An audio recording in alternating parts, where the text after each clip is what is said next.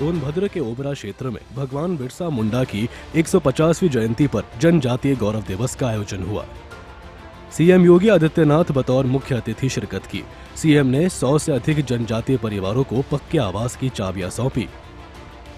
आज ही के दिन 1875 में धरती आबा बिरसा मुंडा जी का जन्म हुआ था।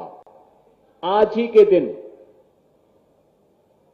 मात्र 25 वर्ष की उम्र में अंग्रेजों ने उन्हें रांची के जेल में बंद कर दिया था, क्योंकि उन्होंने उस समय जो नारा दिया था वह नारा भी आप सबके लिए, पूरे देशवासियों के लिए एक नई प्रेरणा है। उन्होंने कहा था अबुआ देशों अबुआ राज, यानी अपना देश तो अपना राज, यानी हमारे देश पर विदेशी हुकूमत का राज नहीं होना चाहिए।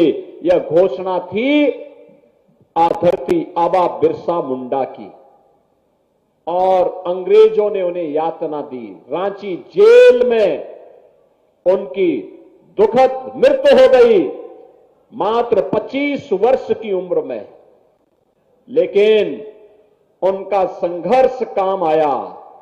जो मांग जनजातीय समुदाय के अधिकारों के लिए धरती आबा बिरसा मुंडा ने की थी, ब्रिटिश गवर्नमेंट को झुकना पड़ा था।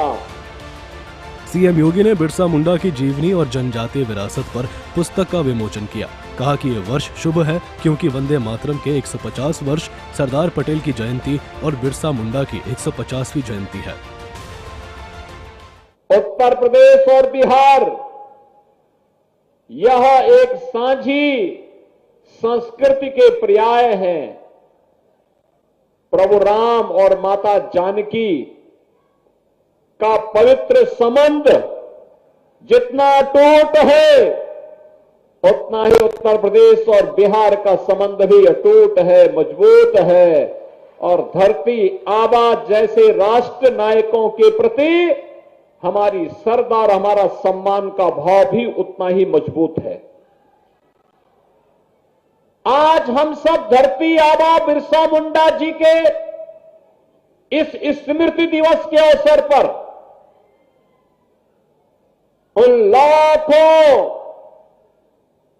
राष्ट्र नायकों को, देश की स्वाधीनता के लिए अपना सर्वस्व न्यौछावर करने वाले महापुरुषों को, क्रांतिकारियों को कृतज्ञता पूर्वक नमन करने का एक अवसर प्राप्त हो रहा है।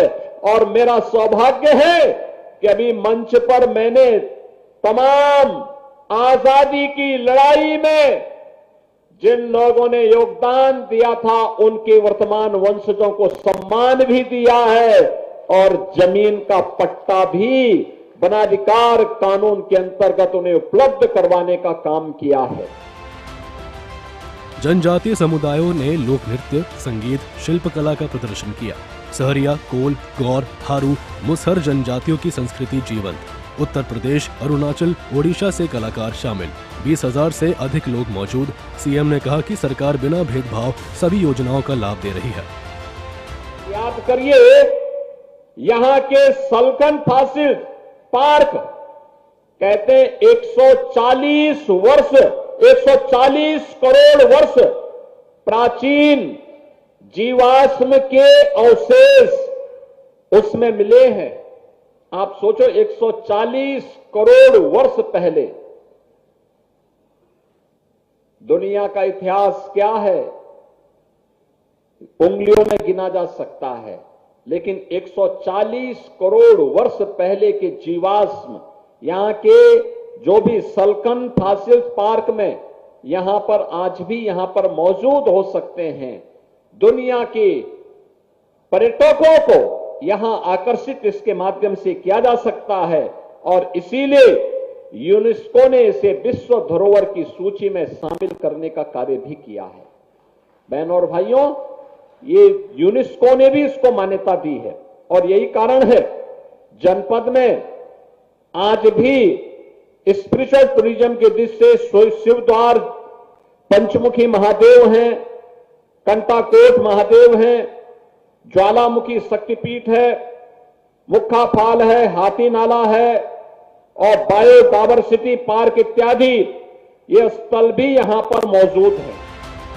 कार्यक्रम में स्थानीय विधायक, जिला प्रशासन, जनजातीय नेता मौजूद रहे। सीएम योगी ने कहा कि जनजातीय उत्थान राष्ट्र निर्माण का आधार। सोनभद्र में विकास कार्यों की समीक्षा।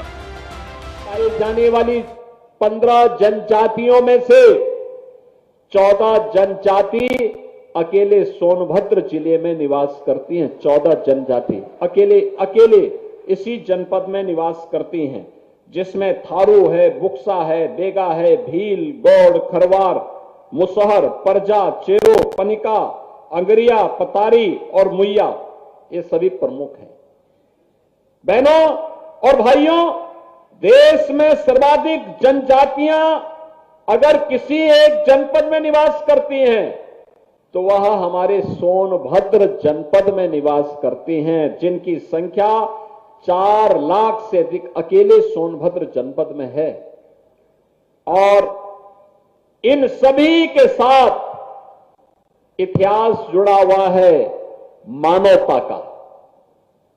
मानव उद्गम का इतिहास इनके साथ जुड़ा हुआ है। सोनभद्र का जनजातीय गौरव दिवस बिरसा मुंडा की विरासत को सलाम किया। सीएम योगी का चाबी वितरण, पुस्तक विमोचन से जनजातीय उत्थान होगा। सांस्कृतिक प्रदर्शन से आस्था जगी। ब्यूरो रिपोर्ट, सूर्य समाचार।